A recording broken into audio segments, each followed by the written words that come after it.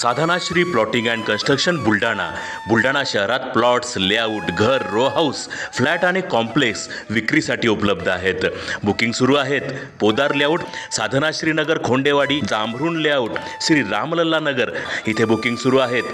Office पत्ता आहे doctor Laddad hospital जवळ, पार्लेवार बिल्डिंग समोर, बुलढाणा. आणि संपर्क श्री गणेश सिंग जाधव सर सातगावकर, कार्यकारी संचालक. Phone number 7385 46 66 66.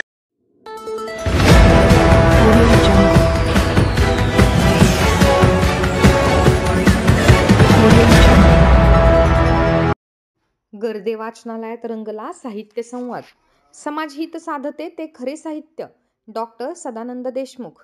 साहित्य म्हणजे नेमके काय याची उकल करताना जे लिखाण समाजहित साधते ते कोणत्याही प्रकारात, उदाहरणार्थ दैवकथा, लोककथा, लोकगीते, म्हणी, अभंगवाणी, कथा, कादंबरी, प्रकाशित लेख, कविता अथवा आत्मकथा इत्यादी असले तरी ते खरे साहित्य होय, असे प्रतिपादन बारोमास्कार साहित्य अकादमी पुरस्कार प्राप्त ज्येष्ठ साहित्यिक डॉक्टर सदानंद देशमुख यांनी 15 जानेवारीला गर्दे वाचनालयाच्या सभागृहात आयोजित साहित्य संवाद कार्यक्रमात बोलताना केले.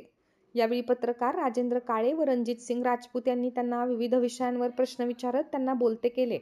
गर्दे वाचनालयाच्या सभागृहात वाचनालयाच्या वतीने आयोजित वाचन संकल्प महाराष्ट्राचा हा महाराष्ट्र शासनाचा अभिनव उपक्रम दिनांक 1 ते 15 जानेवारी दरम्यान राबविण्यात आला. त्याचा समारोप हा साहित्य संवाद या कार्यक्रमाने करण्यात आला.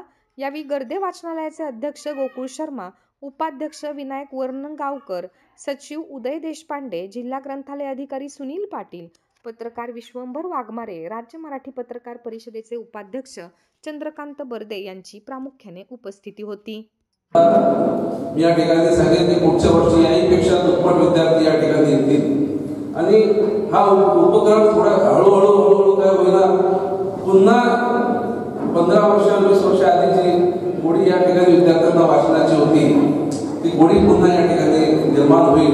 गर्दे वाचनालयावर प्रेम करणारे हातच असंच प्रेम कायम आपल्या गर्दे वाचनालयावर सर्वांना राहू द्या.